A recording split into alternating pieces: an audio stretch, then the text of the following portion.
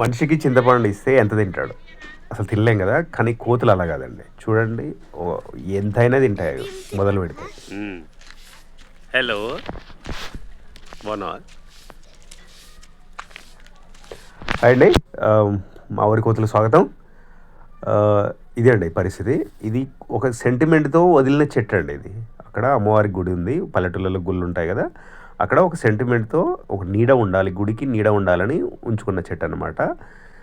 ఇవి ఇలా మొత్తం సాంతం తినేస్తున్నాయి అనమాట. మొత్తం తినేస్తున్నాయి చింతపండు.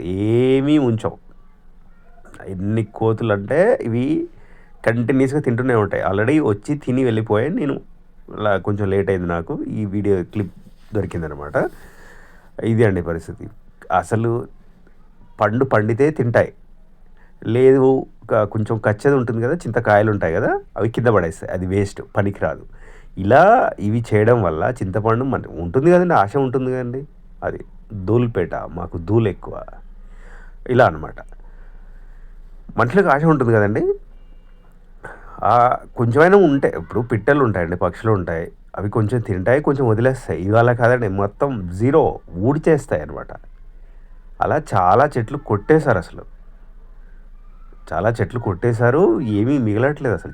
చింత చెట్లు కొనుక్కుంటున్నారు అసలు ఈ కోతుల వల్ల. వీటి బాధలు పడలేక చెట్లు కొట్టేస్తున్నారు. కాకపోతే ఇది గుడి దగ్గర ఉన్న చెట్టు కాబట్టి నీడ ఉండాలి అని ఒక సెంటిమెంట్ ఉంటుంది. గుళ్ళకి నీడ ఉండాలని ఒక సెంటిమెంట్ అనమాట పల్లెటూళ్ళల్లో. అలా ఈ చెట్టు ఉంది. దాన్ని ఎలా చేస్తున్నాయి చూడండి. ఆ కుక్కలు, పక్కన ఉన్న కుక్కలు భయపడి అరుస్తున్నాయి. ఏదో వీటిని భయపెట్టడానికి కాదు.